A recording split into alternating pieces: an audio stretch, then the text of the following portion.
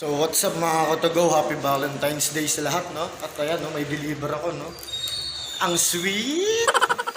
Yan, may pagbibigyan tayo nito sa Mandaluyong. So tara, samahan nyo ako. Ito yung bibigay natin, no? Si Stitch ba yan? Yan, si Stitch nga. So tara, let's go. Puntahan na natin yung pagdideliveran natin. Ayan mga katugo, at magdadrive na ako, U-turn. So ayan mga katugo, no, bali yung deliver ko pala is dalawa. Bali sa isang book, dalawa yung drop off ko, no. Kala ko isa lang, kala ko sa Mandaluyong lang diretso. Hindi pala, meron pa pala akong drop offan dito sa Parola, sa Cainta Rizal, no. Then yung sunod na deliver ko is doon na sa Mandaluyong, yung last na, no? Kasi yung pagdideliveran ko, which is yung first drop off is yung mother niya. Then yung sumunod is yung ate niya. So tara mga Kotogo, samahan nyo ako papunta doon sa aking dideliveran, no? Tignan natin yung mga reaction nila, no? Kung ano yung magiging reaction nila. So syempre ako naman alam ko magiging masaya sila, no? Pero surprise kasi ito na hindi nila alam, no?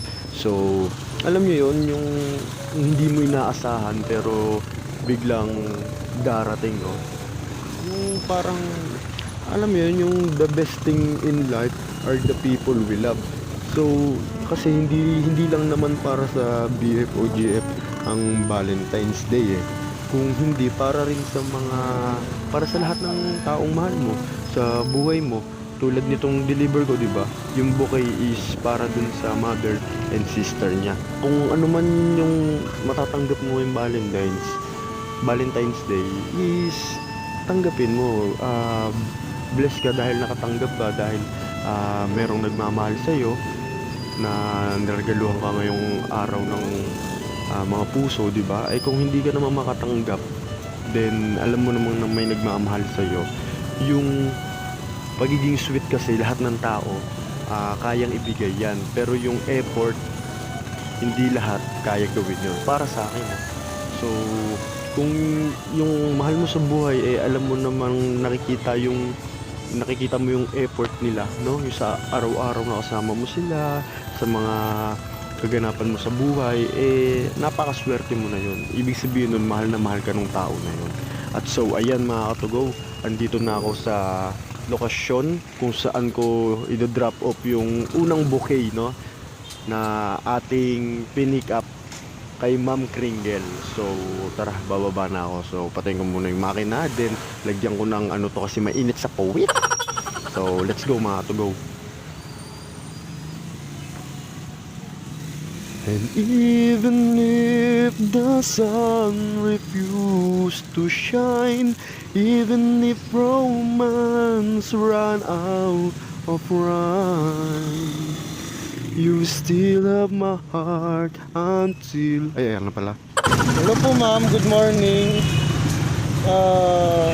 Nagbibigay po ni... Ingay? Opo, Ingay po. Opo, happy Valentine's Day po.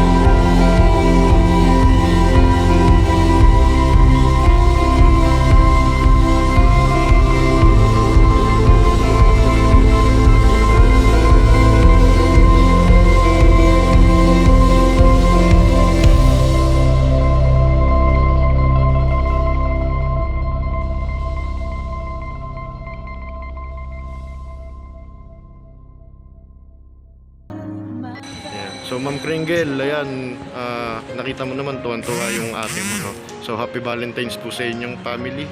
So ayun, thank you po sa tip.